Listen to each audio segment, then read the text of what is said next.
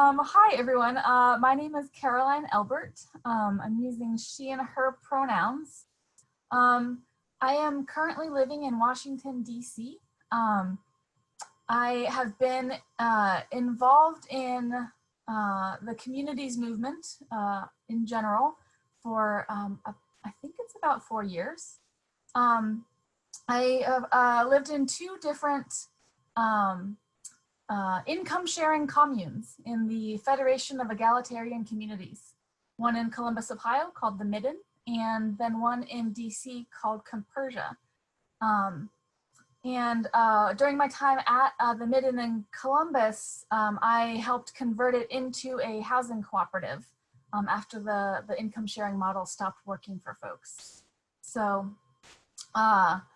I've never lived in a co-op that I didn't create, so that's my experience. But I'm really thrilled to be asked to help interview Jim. Jim is a preeminent member of our cooperative community and has been for decades. I think of him as a knowledge holder, like in a sacred way of collecting and continuing to share the important knowledge of cooperatives that is so easily lost as people move into and out of cooperatives and as cooperatives rise and fall and go through their life cycle. So I am just so thrilled that Jim's gonna talk to us today. I've got some questions written out, and I'll try and stay on script. We also have a few moments where Jim will read some passages from his most recent book, which is being released very soon, and Bronwyn will have more details about that as we wrap up at the end of our time together. So I could say a few things about Jim's history and work in cooperatives, but I imagine a lot of that will come through during the storytelling. Yeah. So I'd like to invite Jim to take the mic and maybe give us an elevator speech, a sentence or two about group equity housing cooperatives. What exactly is it that we do that tends to be a little bit different from some of the other similar housing cooperatives that are out there? And take us from that into what got you engaged in co-ops? What brought you there and keeps you here? Jim? You know, there's a huge range of experience and knowledge that's represented in the group. I've got this list up, and I know a number of the people. Some people have been around for a long time, others are brand new. So I want to just briefly talk about how that term even got started. The group equity is a relatively new term. For a long time, people just said we're co-ops. But there definitely are other kinds of housing co-ops around. Many of them were built with HUD money. They're often called limited equity co-ops because we tend to focus on home ownership as one of those things that is really important in American society. And the idea of building equity for many people is the be all and end all of owning a home. So why would somebody want a different kind? You know, and we're definitely not rental housing. So they're talking about a limited return on the share investment in those government subsidized homes. It's limited in the bylaws or somewhere. It says you own a certain part of it and you get a certain return, and it's all very regulated. We came out of a totally different route from those family housing co-ops way back in the 1800s. And this is really, there's a lot of depth to this in the book that I won't go into, how we really got started back in those very early days after the Civil War. But because of the nature of the students who were involved in this initially, and the ownership, which wasn't even the students initially, they were rental co-ops, and we never really even thought about equity those days. when finally the co-op started buying their own property, the question never came up. It wasn't like, how much should you own, George? When you leave in 2 years, how much are you going to have to take with you? This just isn't an issue. So essentially, it became a default that it's the whole group that owns the building, and we share it equitably and equally. And it's difficult to explain to people who are used to a different kind of housing co-op. They're always asking, well, doesn't that mean zero equity? No, it doesn't mean zero equity. We have a lot of equity, and it's just controlled by the group. It's owned by everybody, just like a food store or a credit union. You don't divide it up there. We're somewhat similar to that. So that's really where the idea of group equity came from, and I think it is a good explanation for those who understand it. For some old timers that don't understand the concept, it's hard. Mm-hmm. Yeah, indeed. We do something that is so unique with the way that we choose to share. So thank you for that. I wonder why'd you join a co-op? How'd you get into this whole mess? You were talking about storytelling. Yeah. There's really two stories here. The first one involves me in my sophomore year at the University of Michigan. I was living in the dorm my first year, like most people, and I had an older friend who had lived in a co-op and said, hey, it's a good place to live. You ought to try it out. And I had absolutely no idea what I was getting into, which is fairly normal for most people. They don't really know. So I signed up for Michigan House at the University of Michigan, part of the Intercooperative Council there. But the interesting thing was, I had read someplace in a book that it's a good idea when you're at a major turning point in your life to sort of take a second to reflect, where are you now? Where will you be after this experience? That kind of thing. And the only time that I ever did that in my whole life was when I moved into Mish House. After I got out of the car with my suitcase, I stood there in front of the house for a minute and said, well, this is what I'm like now. I wonder what I'll be like after I've lived in a co-op. And now I know. I became president of the house in my second semester there and really enjoyed it. It was tremendous diversity. There was every religion of the world was represented there, including Zoroastrian. And it was just amazing. And it was a very unusual experience, a very enjoyable place in some ways, very difficult to live there because of that diversity in other ways, but I really enjoyed it.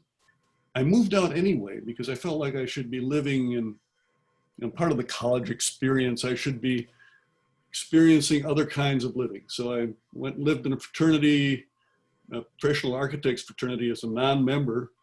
I lived in about 4 different apartments. I was in school for 6 years, so that made part of it.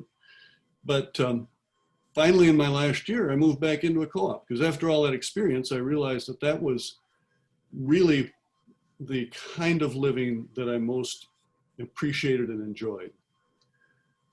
And I went off and I was in the Peace Corps for a couple of years, came back and went back to Michigan State for my graduate time.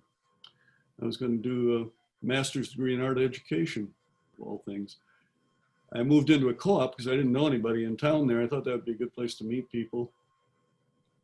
And almost in the first week, some people came up from Ann Arbor to talk to the East Lansing folks about how to form a federation like they had in Ann Arbor because that would help them to expand the movement more.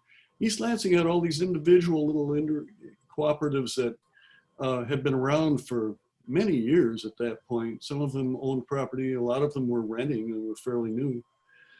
And they were trying to get together. They were trying to form some kind of an association. So right off the bat, when I moved in there, I got involved with that because there were some people in this meeting that I knew from Ann Arbor. I went in to see them and all of a sudden I got sucked in. And before I knew it, I was president of this new association somehow. And I went on with another person who was there, who really was a good technician, to organize this new student housing cooperative, MSU Student Housing Cooperative. And we purchased a house within the first few months. I had transferred title to several of the co-ops over to the new organization, bought a new house, rented another one within a year, and we just kept going. And today it's one of the, in my mind, one of the best run co-ops, wealthiest co-ops in this country, along with a number of others that had all their own stories to tell and their own backgrounds. And each one is such a great story. That's really how I got involved with this book, you know, because when you start as a member of a co-op, there are so many mysteries about it. Where did this thing come from? And, you know, trying to find the answer to these things, one answer leads to another mystery, and you keep wondering, what's next? What should I find out about next?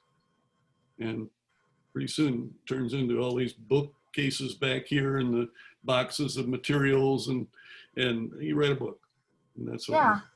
So there's a piece of meaning making that stands out to me as a part of what you're saying, that there's a curiosity and a togetherness, a charisma of being together that helps us make meaning in our lives, that somehow transcends the individualistic kind of rat race that we often find ourselves kind of mired in. I wonder, you know, thinking about the different periods that you talk about in the book and all the research you've done, there are a lot of comparisons being drawn right now between the Great Recession of 2008 and the Great Depression. And we really don't know what the arc of this experience is going to be yet. We're still really in the middle of it, or maybe it's the middle. So, but I wonder if you can draw out any wisdom from the bounce back that co-ops made post Great Depression that might be meaningful for us now, just to help us, you know, help us have a wild imagination about what's possible. Yeah, well, I think it's important to realize that our kind of cooperatives really came into their own during the Depression, very much as a way of people gaining some control over their own economic lives. And it was a very important thing to have happen at that time. But it was a very insecure time as well. Not only were people having a hard time making ends meet and getting through school, but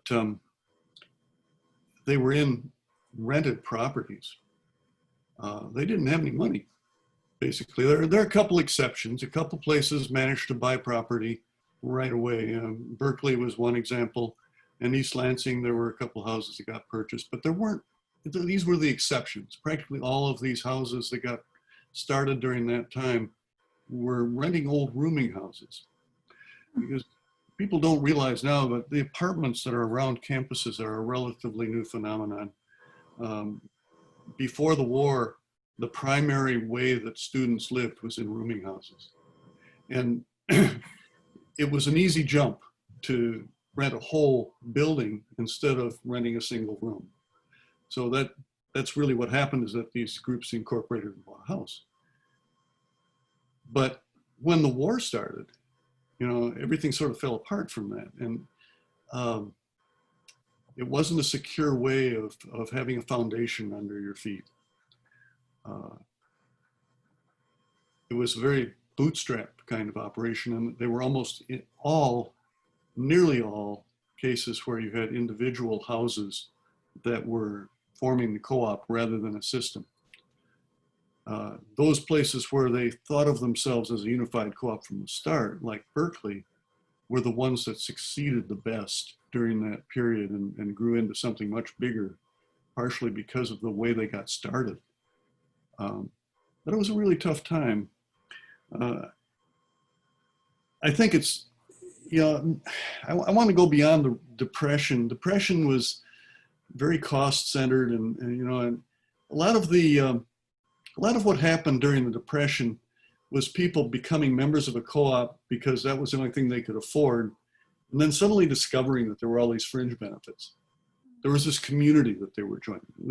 It was something that gave them a sense of being that was different from what they could find in another setting. And I think that the control part came later. It was only after they realized how precarious their co-ops were that they started to realize they had to buy property in order to survive. And a lot of that really happened during World War II. I'm going to go on to World War II, if that's all right. Sure, and at some point, let's circle back to a reading about the rise of the co-ops during the Depression, but I want to acknowledge the natural flow. Okay, let me go ahead and read that. I know what you want me to read here. You'd mentioned it before we started this, and I've got it ready, and you're right. That's a better way to segue into the war. It gives you a pretty good sense of where people were coming from. Wonderful. I said, while many schools expanded affordable housing during the Depression in a controlled, paternal manner, a new concept began to appear: user ownership. During the Great Depression, students were not spared from the desperation of poverty. There are stories of staying in bed so they would have energy to attend classes. Many simply couldn't make ends meet and had to leave school. Co-ops were seen as a solution. Consumer cooperatives in particular came into their own during this period. Democratically controlled businesses based on the cooperative principles suddenly seemed like a realistic alternative.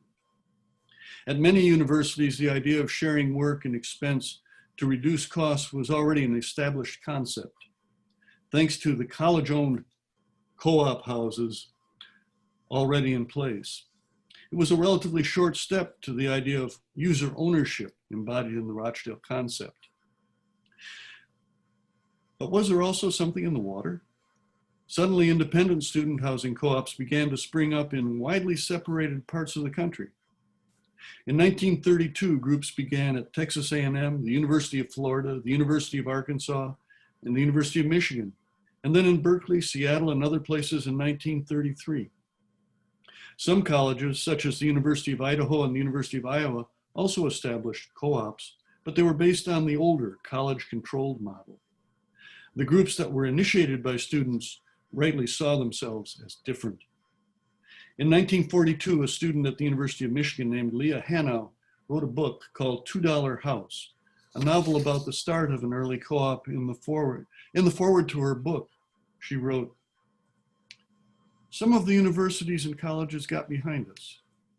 In the Western states, in the Middle West, in California, Iowa, Oklahoma, Michigan, Ohio, they turned over unused buildings for conversion into cooperative dormitories. They built cooperative living quarters for us. We governed ourselves. We did our own cleaning. We brought our own food. We hired head chefs and worked under them. We established our own central eating kitchens. We put 4 to 6 hours work per week, and we lived on $15 to $20 a month. 68 colleges and universities wanted us to stay, so they helped establish cooperative housing units for us. 21 colleges and universities wanted us to go, so we established our own." I think that says a lot.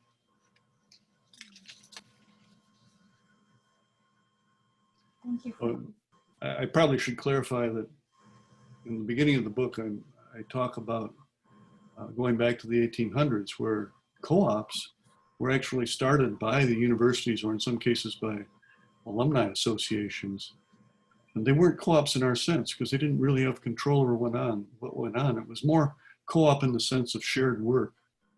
When we started doing it ourselves, when we went off campus and started renting buildings, that was really new, where we finally had a chance to control our own destinies rather than having the university model where they had somebody there that was telling us how to behave.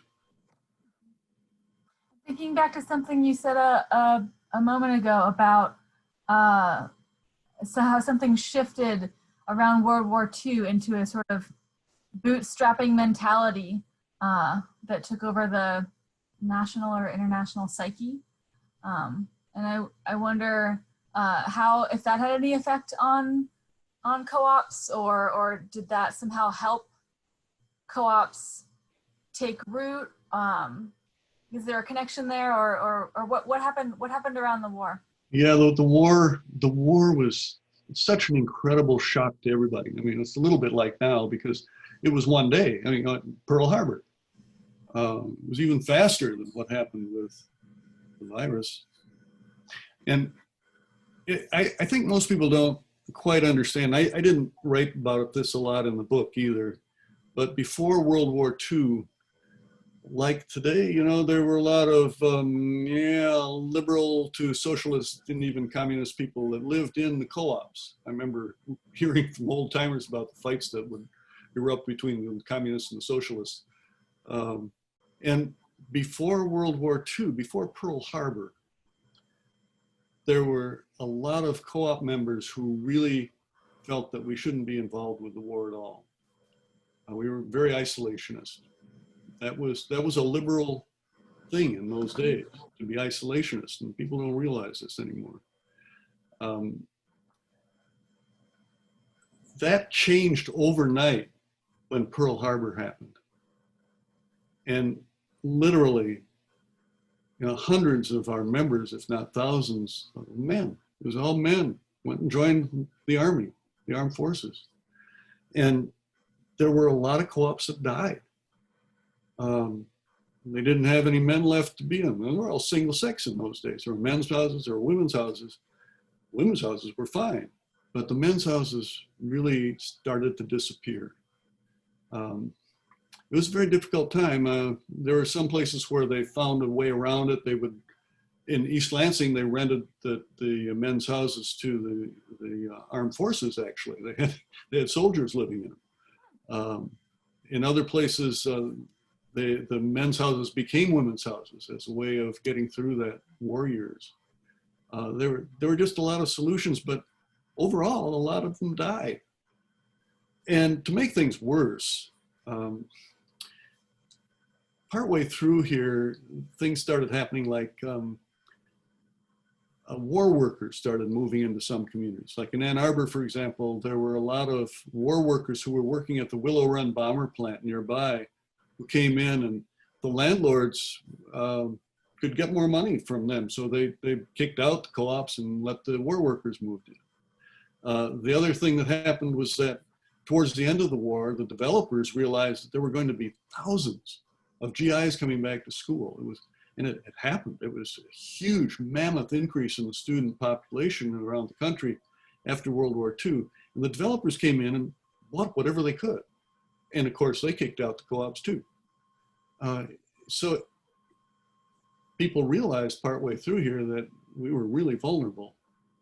And in Ann Arbor, I think I'm really close to their history. So I worked with the ICC there for 15 years, and I know the history of how they bought their first houses, which was, you know, with smoke and mirrors in 1944 in the middle of the war. But they had to do it. They knew that they were going to die unless they started to have home ownership. And that made a huge difference there. Every story is different. Every place around the country has its own story of what happened during that period. After the war, though, it was really interesting. The people who came back, the veterans, were almost ideal co-opers. They're used to living in group quarters. They were used to sharing duties and being responsible about how they did that. And they had a lot of experience. They were older. They had done a lot. They had learned how to do things. And many of them were from farm backgrounds to begin with, so that they had these skills built up. And when they moved into the co-ops, they pretty much took over. A lot of them had been in the co-ops before too, and they were coming back and they wanted to rescue what they had. co-ops took over between 1946 and 1950. There was a huge expansion of co-ops all over the country, and a huge expansion of ownership. People just were willing to do things that had seemed impossible in previous generations. Well, once you got to the 50s, things changed again. But for that period, with that group, it was like one of the high points in the history of our groups of what happened during that period. Yeah, the hope and the curiosity, believing something new could be built together. Have you seen that at other points in history? Are there other like glimmering times in co-op history where people reimagined life together? Yes, I think there were two really significant periods after that. I won't talk about the 50s. They were grim, and there's bad music too. But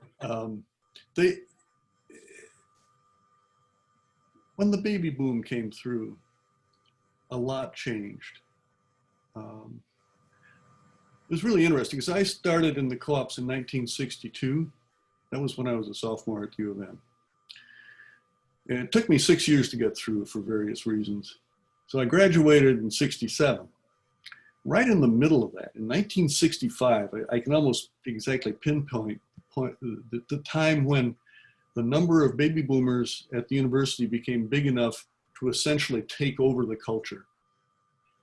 And it was really interesting. You talk about cultural changes. They were the first group in history that was large enough as a cohort of people to have their own culture. And they did. The whole thing about sex, drugs, and rock and roll, it ain't a myth. There was so much change that happened almost overnight in 1965, 66, that it's hard to imagine at this time. And these people had one overwhelming desire, and that was to have some control over their own lives. They had come from relatively conservative households, neighborhoods, schools, where they were being told what they wanted to do was wrong. It was different. It was not the American way. And there was a need to control. People forget now, the Students for a Democratic Society, SDS, got kind of conflated with the Weathermen and all of the anti-Vietnam stuff and all that later on. But when they started, their big thing that they talked about a lot was participatory democracy. It was that we as consumers of goods and services should have some way of controlling what happens to us. It's not just government that should be democratic. We should have some way of having an influence over the other parts of our lives too. A lot of that got lost later in all of the hullabaloo, but at that time, it was so important for people to get that kind of control. And it meant it in the school too. They wanted to have some control over the way things happened at the universities. That was a big push at that time, student rights. And the co-ops fit in perfectly with this.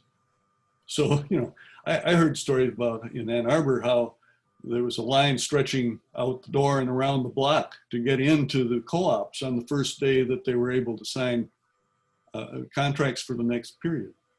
And it was just a tremendous need that was felt all over the country. And there were groups that were starting up, a lot of new groups that were renting buildings, just like in the old days. There were still rooming houses around, or fraternities. The fraternities were going broke. They were behind the curve. They didn't know what was going on in fraternities and sororities. So they were going broke. They were leasing out their houses. They were selling their houses. And it was all right with us. So a lot of places, like Madison is a beautiful example. Madison Community Co-op got started at that time. And a lot of their early development came because of the fraternities and sororities that they were able to buy up for almost nothing at that time. And, that happened in other places as well. And the groups that had some money were able to expand through their own, means, places like Berkeley, Ann Arbor, East Lansing, we bought things and expanded the co-ops that already existed. So that was a great opportunity. And the last thing that really made a difference at that time is that in both Canada and the United States, federal financing became available for the first time. It had taken, we had worked for years before this to try and get access to the HUD program called the College Housing Loan Program that was used for building dormitories. These dormitories were going up all over the place to house the baby boomers, and it was a huge construction, you know, just incredible amount of construction going on. So we said, well, you know, why can't co-ops be eligible for this? And lo and behold, right in the middle of all this, that happened. And Canada was first. Canada built a tremendous number of buildings all over, particularly in Ontario, but all over Canada, that used some of this government funding that was suddenly available. And here, HUD kind of saw what was going on up there, thanks to some people in Ann Arbor that had a conference and brought them together. And it meant that suddenly they saw the potential in co-ops for doing something that was maybe just as good, maybe better, because it could be affordable, perhaps, be more affordable. They didn't know really, but they went along with it. And the Congress voted to let us in. And it took a while for everything to get squared away, but between well, the first building was constructed in 1970, which was in Ann Arbor. The last one was at College Houses in 1974, 21st Street, under that initial plan. It was a very short period because Richard Nixon scotched the whole thing. He ended the funding for it when he came into office. And so it was a brief window that we had for doing this, but all over the country, we had new buildings that went up. Chateau, this huge building up in Minnesota that was a high rise. We had in Canada, they were all over, but many of those died. Ours didn't die, and that's a whole nother story, but I think that we can talk about that later. The other time that was really important as far as growth of the cooperatives and interest in co-ops, I feel really came from the mid 80s to the late 90s. And it was an interesting period. It was a time when NASCO Properties was created sort of because of problems down in Austin. That was the impetus for it, but they very quickly were able to purchase some other properties in Chicago and Santa Cruz and Athens, Ohio. And at the same time, the Campus Cooperative Development Corporation was started, now known as NASCO Development Services. And that was started because people felt that there was this pent-up demand around the country, that for a different reason, I think, than at the other times, people were really interested in the co-op model and were starting things independently and needed some help. So, you know, CCDC was created to give them some help. Do you know what inspired that? What drove people to suddenly be interested? I used to ask people as I wandered around the country for many years, I always would ask people why they joined the co-ops. And it's interesting because it did change over time. You know, in those early days in the 60s and 70s, I really feel like it was very much because they were looking for control. This was not a hard time economically. The country was booming when a lot of this happened economically. In the 80s and 90s, I think things were up and down, but at the same time, what people told me was that they were joining because they were looking for community. That seemed to be the overwhelming reason, and they were happy that it was cheaper, and a lot of people still joined because it was cheaper. But there was even it always bothered me a little bit. There were people who said, well, we shouldn't advertise that these cost less, because then people aren't joining for the right reason. They should be joining because it's a co-op. You know, and yeah, come on. People don't know what a co-op is anyway. Once they join, they'll figure out what this is about. It doesn't matter why they join, they'll always figure out that it's a community. But that was a very strong incentive at that point. I think there's another part here that we talked about me reading, and I'd really like to do that at this point, if it's okay with you, because I think it talks about this. Yeah. NASCO Properties was not alone in its growth. Even as Texas suffered through one of its most serious recessions in history, cooperatives in other places began to expand rapidly. In Waterloo, Ontario, about 375 new members were housed in 3 new apartment buildings constructed on land next to the older complex. When the new units were opened in 1986, membership grew from 600 to 972. In 1988, Neil Wysick Co-op in Toronto, already a 22-story high-rise, added a new wing to the original building. This increased school year membership to about 950. These Canadian groups became the second and third largest student cooperatives in North America, after only the 1,200-member Berkeley Student Cooperative. In Minneapolis, a much different and more complicated approach to development emerged from the Chateau Cooperative. Members discovered a Minnesota law giving property tax exemption to nonprofit owners, at least to cooperatives, leading to the creation of a new nonprofit holding company, Riverton Community Housing.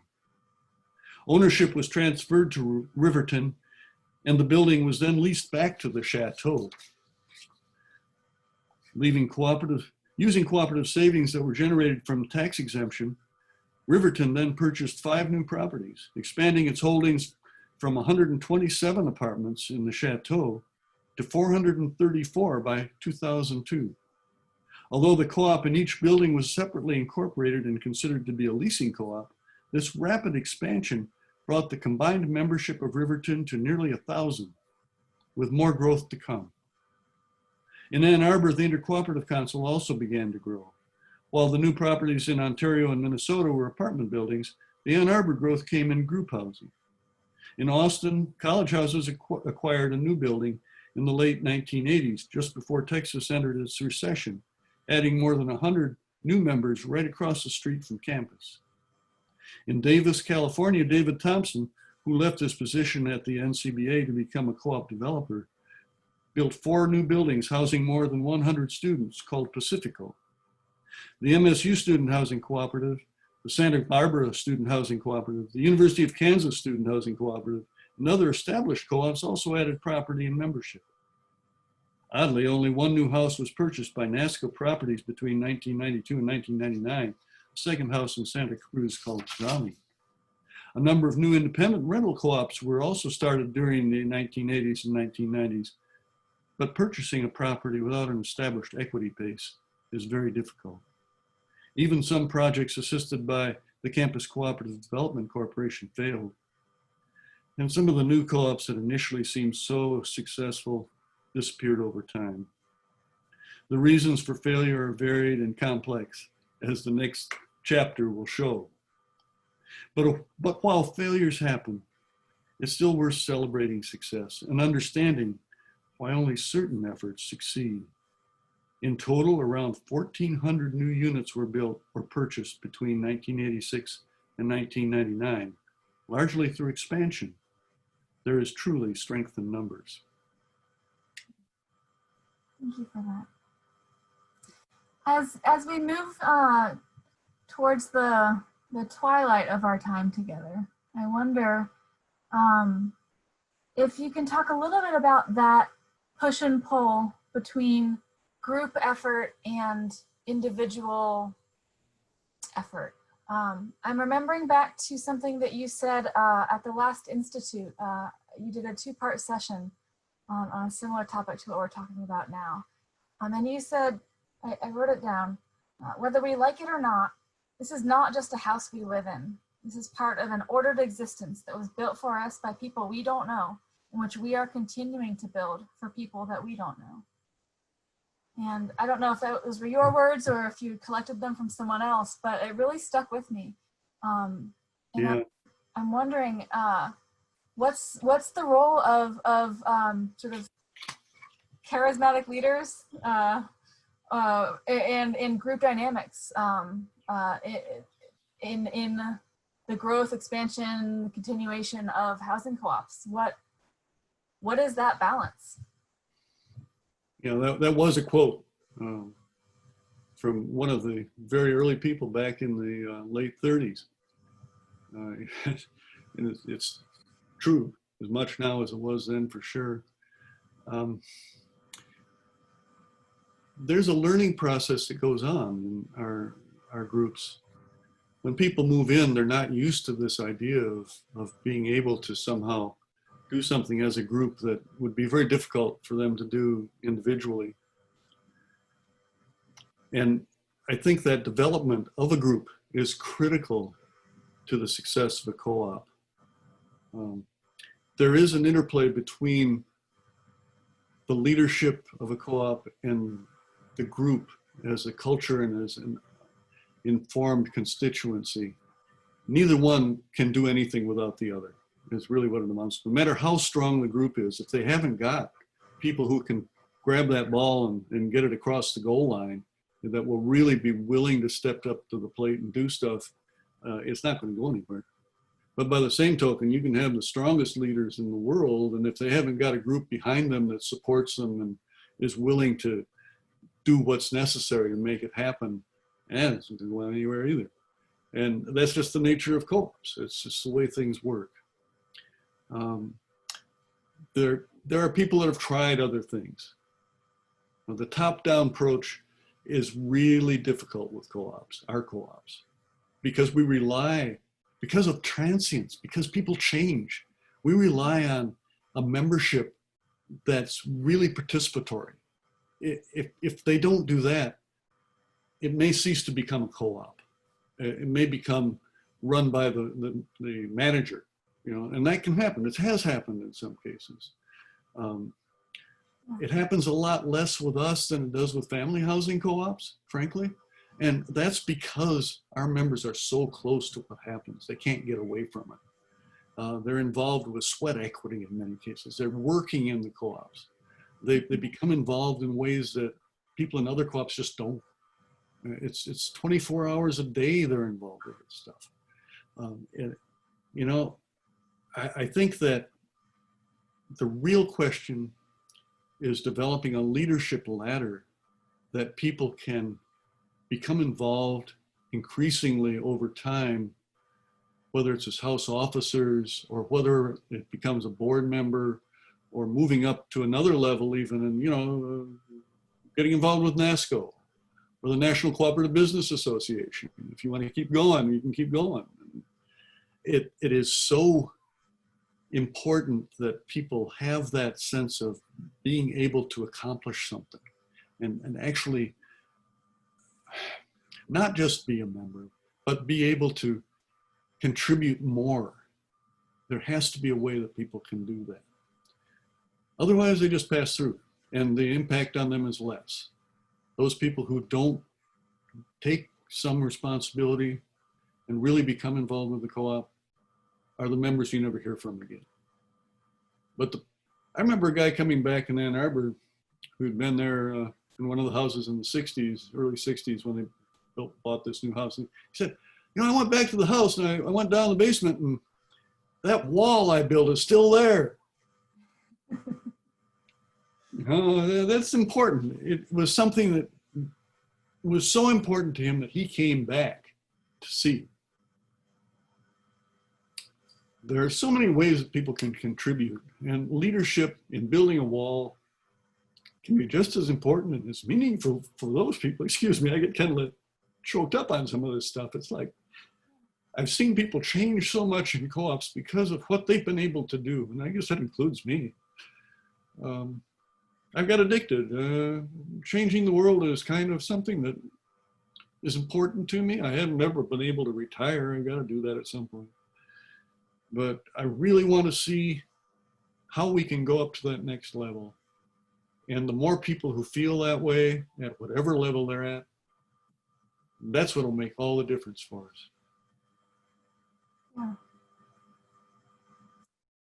Yeah, I think that's a really crucial takeaway for us.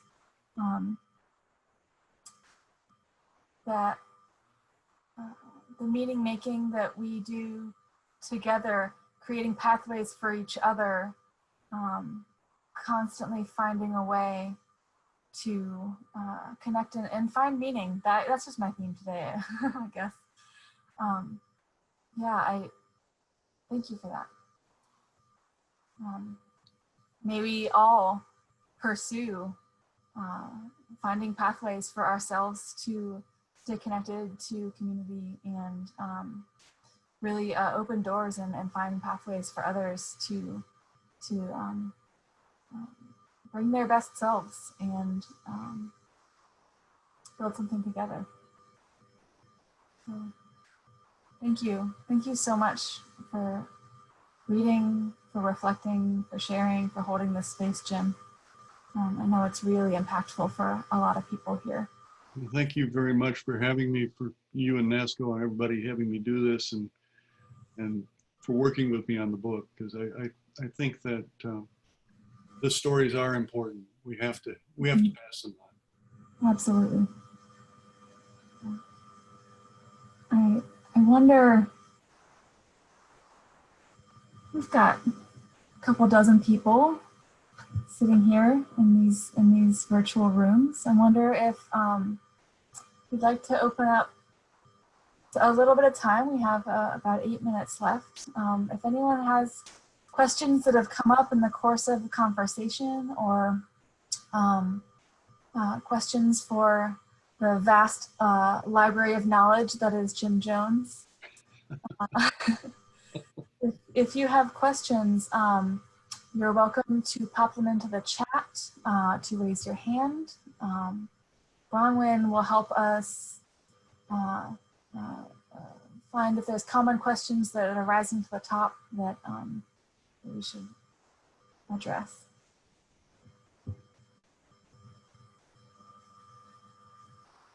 Let's have an awkward silence while we wait for this to happen. While people are thinking about questions, I want to raise an idea. Looking at the list of who's on this call, there are some people who, from the past, who've had tremendous amount of experience and knowledge, and are just incredible people. I think it would be so wonderful if sometime we could have a story hour and invite some of those people to share their memories and let other people sit in on their conversation and think about, what they have to share too. I'm not the only person here that has some knowledge. Yeah, I'm thinking of something like StoryCorps on public radio. Yeah. Okay, we do have a couple questions. We have a question from Brian Dahlk, if you want to unmute, Brian. Hey, Jim. When you were doing the research for your book, what do you think was the most surprising discovery you came across when you were researching the material? Oh boy. There were I think some of the most surprising things were right at the beginning, actually. One of the things that really surprised me was when I found out that Jane Addams of Hull House fame in Chicago had started a co-op back in the 1800s that's so much like ours, and the original was a rented building almost identical to Concord House in Chicago now. And that the fact that somebody so much farther back and for totally different reasons had started something that was identical to our undertakings, and they both worked the same way, including the labor and the way they had the house set up and everything else, it just blew me away. I've always felt like Chicago and Boston too are very similar in the housing stock. And I felt like we should have hundreds of houses, hundreds of these buildings, these three flat things that, you know, are almost perfect for co-op development. And we're sloughing off. We ought to be doing more.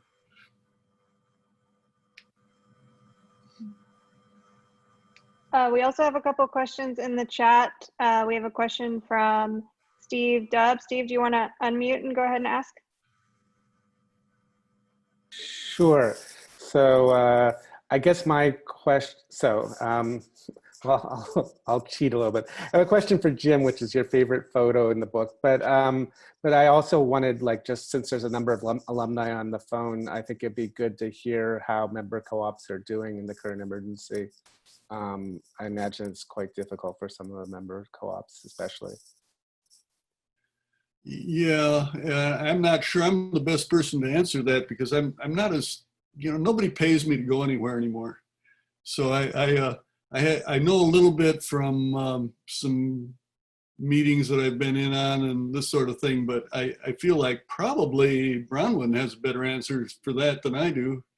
Would you want to pipe in a little bit, Bronwyn? Sure. So we've been in touch with mostly our membership and then a few of the co-ops in our network as well. And we mostly been asking about financial impacts of what's happening. And it's pretty across the board. I think some co-ops are going to be struggling to survive while others have, you know, the benefit and the privilege of having you know, money set aside for occasions like this. It's also, there's a lot up in the air right now too, because a lot of campus co-ops are still waiting for their universities to announce what's going to go on in the fall. I know we've heard from Neil Wysick that the University of Toronto is definitely staying closed for the fall. That's the only one I know of so far that's made an official statement. But yeah, anybody else who wants to chime in, add your experience to the chat, or anybody else on the NASCO staff who wants to share, please feel free to hop in.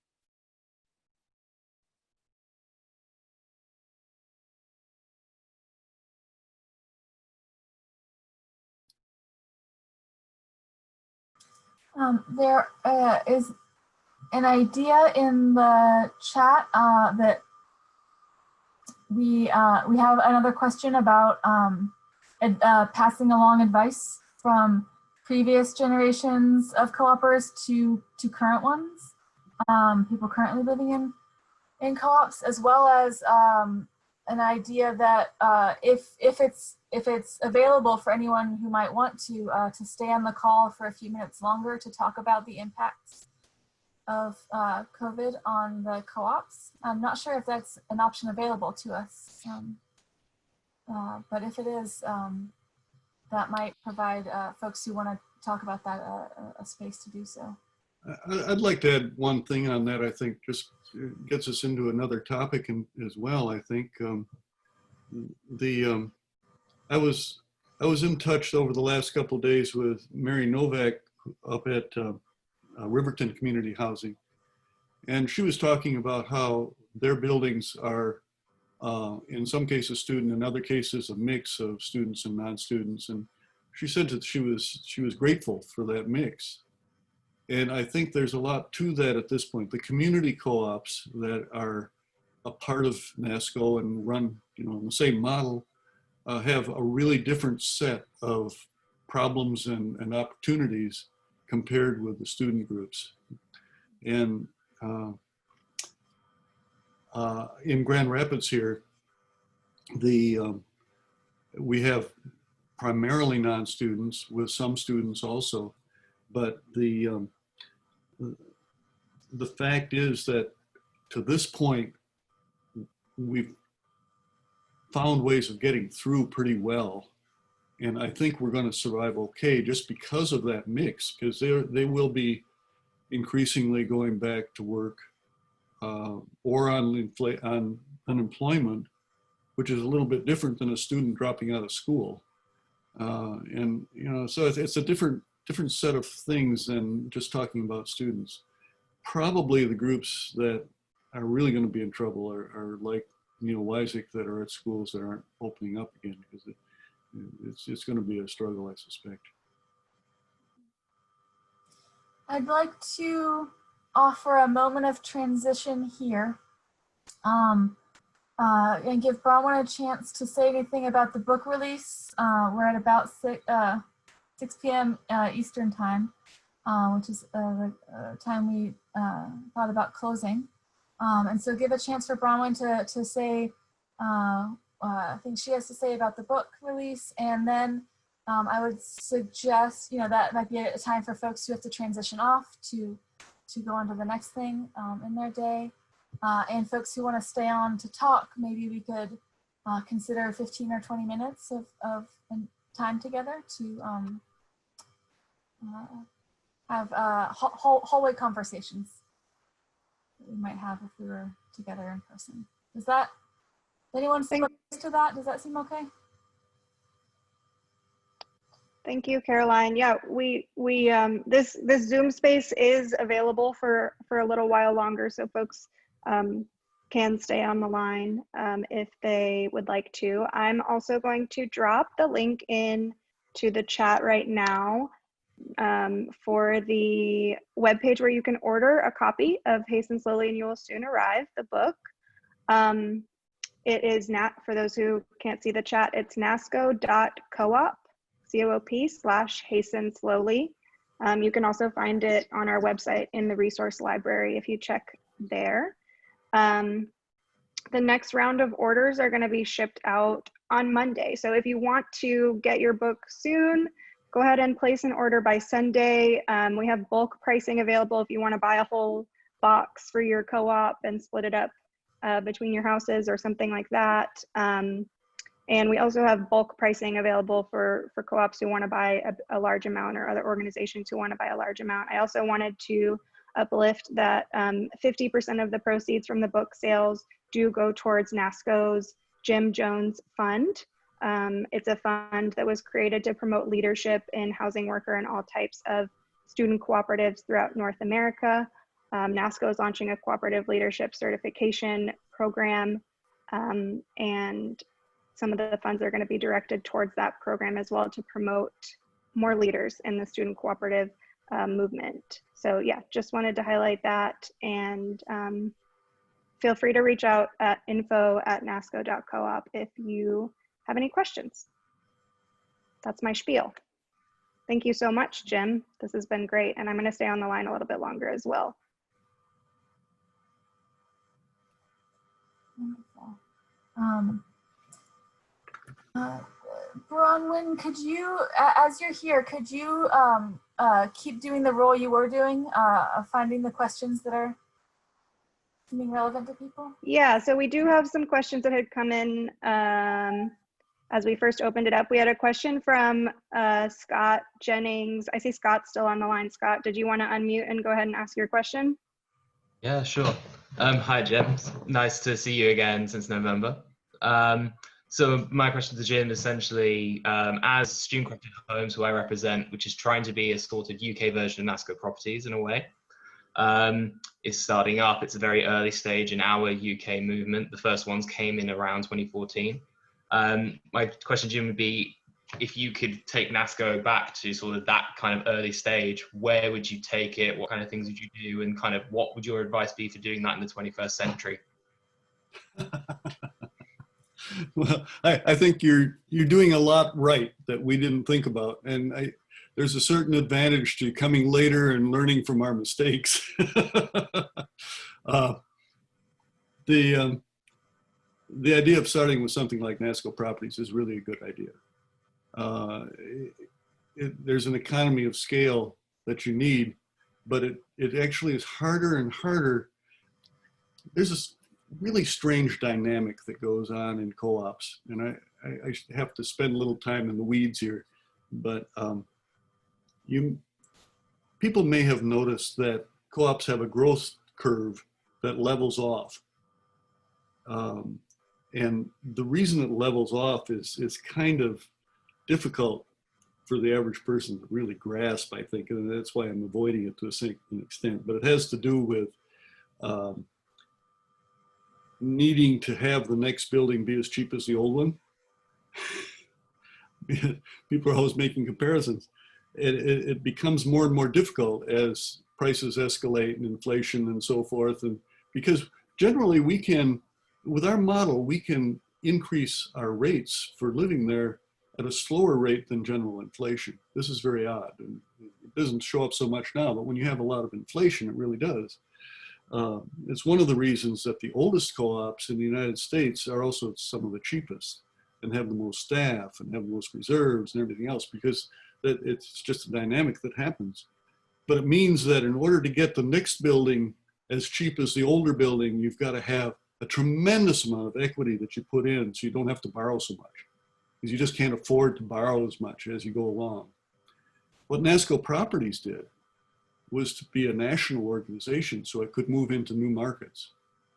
And it means that it can develop the economies of scale by moving into new markets where it can charge more initially and let those co-ops mature over time, and then develop equity in a number of ways around the country with the older buildings that can then be shifted to the new places or to expand the old places. It's a dynamic that can't exist in a single location. So what you're doing really is a good idea. And I think that you have learned the lesson from us. I appreciate that. And I want to come off of that. What I would do now, if I had my druthers, if I could convince our co-ops to do something that they're not doing now, it would be to make themselves regional. If they could do the same thing, even in their surrounding area, like in the state of Michigan, if the co-ops in Michigan could see a way of expanding to other universities within Michigan so that they're close enough to their management to be able to deal with things, but to use they're sitting on their assets. They have millions and millions of dollars that are tucked away in those bricks and mortars, and they've got to find a way of using them. It's the whole key to us being able to move forward, is being able to tap the resources that we actually have and aren't being able to use. That's my soapbox for the day. I'll quit. I want to share another question that's come in through the chat from Kimberly Henderson. I see that Kimberly's also still on the line. If you want to ask your question, Kimberly, you can come on mute. Otherwise, I'll read it out. Hello. Hi. It's been a long Zoom-filled day. Sorry. My question is, it's two. One is, do you think that the interest in cooperative housing and living arrangements is about the same or less or growing? And do you think specifically, which I'm trying to learn more about, that if limited equity co-ops can help address the affordable housing crisis that we, particularly for ownership housing, that we have in many cities, and I'm in Miami, by the way.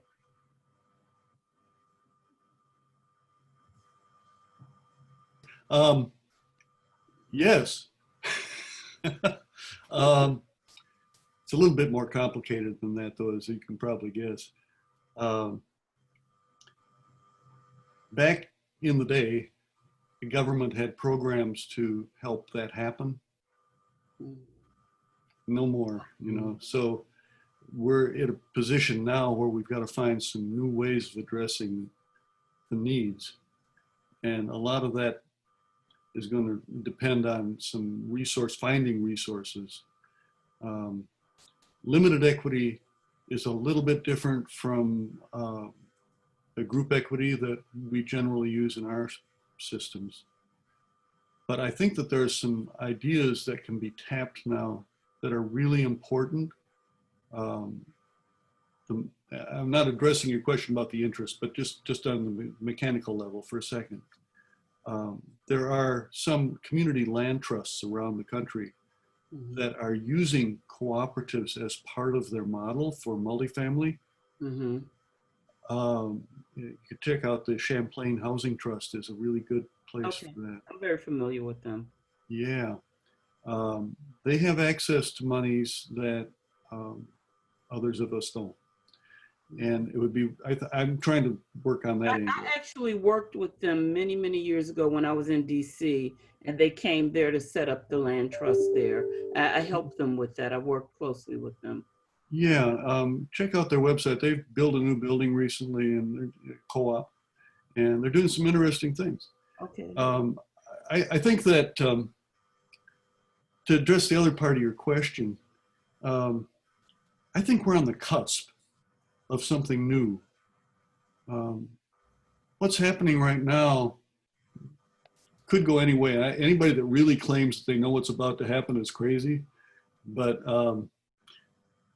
if we go in the direction I would hope, people are going to have an increased understanding that the disparities in our country between rich and poor, between the different races and classes, and the way that the system has been stacked in the past is not the way it should be.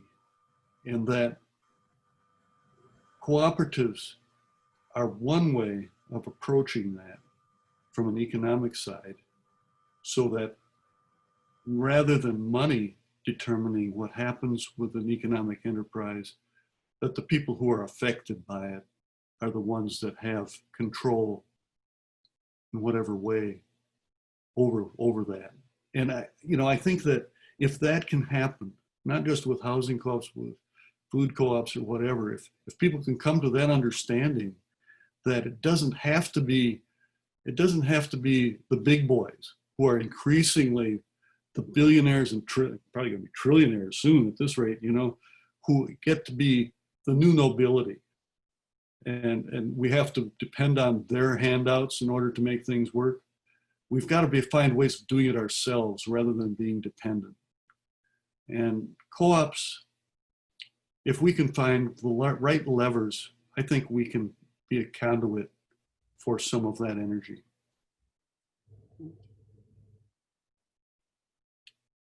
Thank you. Good luck. Thanks. Huh?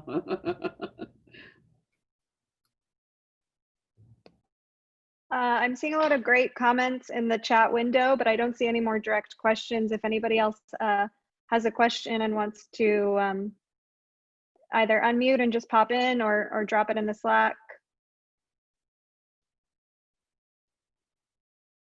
I mean, in the chat, not the Slack.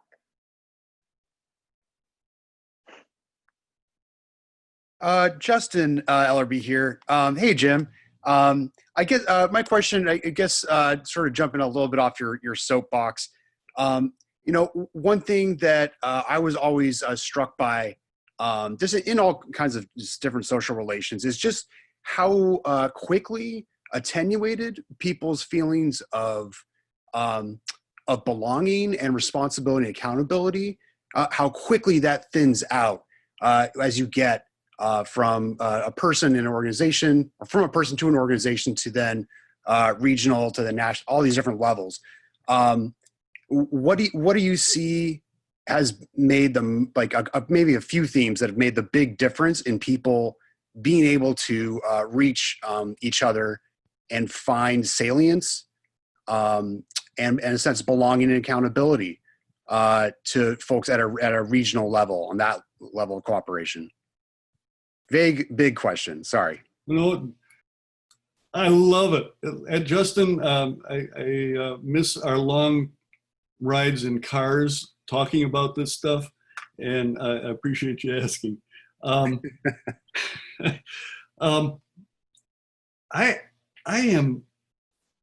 totally understand what you're talking about. Size brings problems. And you can look no further than the credit unions, say, for example.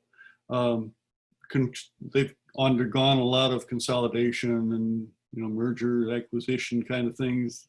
They had to live. But the bigger they get, the further they are from their members. I think we can avoid that. And I hope that some people will look at a website for CSI support and development. CSI support and development. They do senior citizen co-ops. They have more than 8,000 members around the country, and they're still developing more co-ops. They just got another one. And they are one of the most amazing organizations I've ever been involved with. In some ways, they're like us. They actually grew out of a dairy co-op back in the 50s. You know, they didn't need dairy co-ops for delivering milk to people anymore. And they sort of morphed into this thing for senior citizen housing, long story, but the way that they're organized, their name, they changed it from Cooperative Services Incorporated to CSI Support and Development because it really did better reflect what they do. They develop co-ops and they support the co-ops, and all of the members of those co-ops are members of CSI, and it is a co-op itself. But it's so decentralized that the people in those buildings really run their own buildings with help from that central organization. And I see something like that happening with these community land trusts as well, where they're developing co-ops that manage themselves with the help of the staff that are at the community land trust, with their support if something goes wrong. They're models that we can learn from. We can grow, we can do that, because education is undervalued in our society. It's really undervalued, and I'm talking about even us. We have to have the ways of bringing people into that sense of community and that sense of control, and it really comes down to an educational process that we have to have with every new member that comes in, every board member, every staff member that we hire. We have to have that, or we will lose the co-op and be like everybody else. But I think we can do it. So I know I've seen some examples of it, and I know we can do it. Thanks, Justin. Beautifully put, thanks. I wonder if there are any last burning questions on someone's mind, something that must be spoken into this group. There's been a lot of really important ideas floated out into the collective, and I'm just so appreciative of everyone putting their questions and ideas out there for mutual inspiration. Are there any last ones? Can I just add something? Please. It's wonderful having known Jim from a period of time about 40 years ago and working with him in the NASCO board. I was a president of the NASCO board in the early 1980s, and I didn't come out of student housing cooperatives. I came out of the food co-ops. And so I'm wondering whether there's still that integration of ideas and educational conferences that bring the different sectors, so as much as they still remain, because so many of the food co-ops are no longer here. Is that still something that's enacted? And is there an annual conference? I know the the NASCO offices moved to Chicago, things like that. But besides that, I just want to thank Jim, such a pure, clarion, consistent, strong voice and heart for the work for all the years since I have known him, and to see it going strong and carrying out to more people, coming from a baby boomer perspective and seeing people who could be my children or even grandchildren. It's really delightful, it's heartwarming, and I really am very happy. Thank you. Well, let me just say, I appreciate all of the people. I'm looking at this list again. There's so many people that I've known since the 70s that are on this call.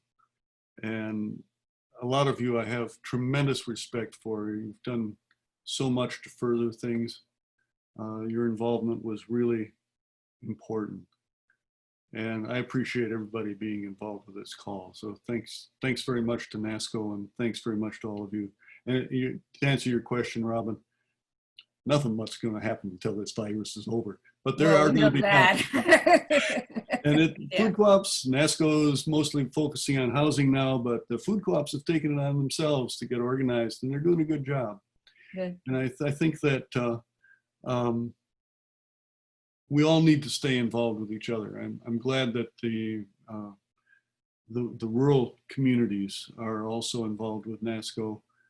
I'm hoping that we can bring in more contact with the community land trusts.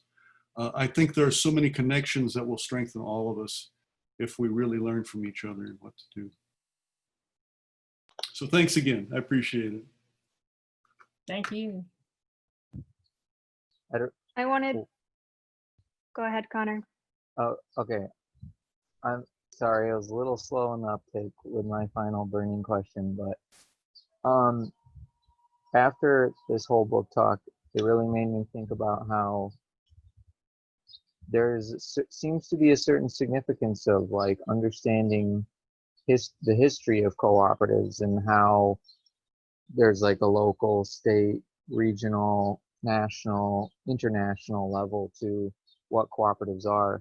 So I guess my question is, how do you place importance on perhaps going out into the world and kind of like spreading the message of co-ops and awareness of co-ops to people who might be totally unfamiliar with what co-ops are, versus the idea of trying to, like, how do you place importance on that versus bringing people into the fold? And like you said, not just trying to bring in members that are familiar with the co-op model, but just have people kind of fall into it and then understand what that community really is. Because I see there's potential for like just saying like, this is how co-op works, this is what the structure is. But also like, will people ever really understand unless they're really like in it, in the flesh? So yeah, that's it. Yeah, right. Yeah, that's a really good question. And it's one that people don't ask very often. I think people assume a lot of things when they're in our co-ops, and they don't really think about this a lot. I remember I was in a conference one time where I went to a food co-op workshop. No, it wasn't a food co-op, housing co-op, excuse me. It was a housing developer, co-op housing developer from California. And at the end, somebody asked him a similar question. Different, but it's similar.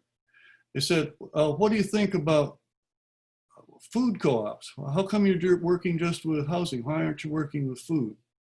And he said an interesting thing. He said that, well, he couldn't save much money with food. You could save a lot of money with housing, but you couldn't save very much with food, really. So, he wanted to put his work where you could have the biggest impact. I got to thinking about it because I was involved with both at the time. And I said, well, why am I doing this? Does that make sense to me or does it not make sense to me? And I came to the realization that in terms of the educational function, they serve two different purposes. The food co-ops were the big funnel that brought in hundreds, possibly thousands of people who could potentially learn something from that experience if they were educated in the right way, learn about how they can control their environment, how they can use the economic model of co-ops for a variety of their parts of their lives. But it was in the housing co-ops where you had that in-depth experience that really gave you a greater understanding than you could get as a member of something like a food co-op.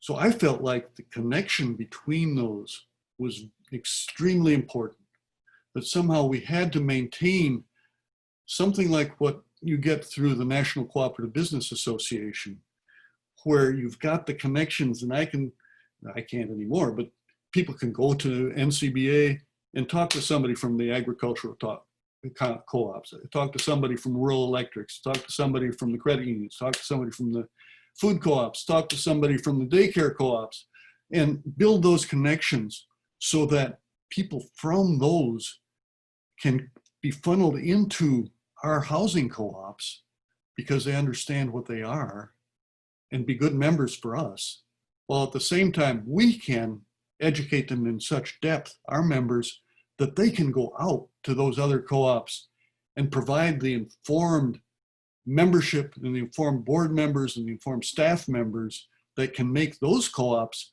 more cooperative. So I think there's a real linkage that we have to develop there if we're all going to succeed. You got me started there.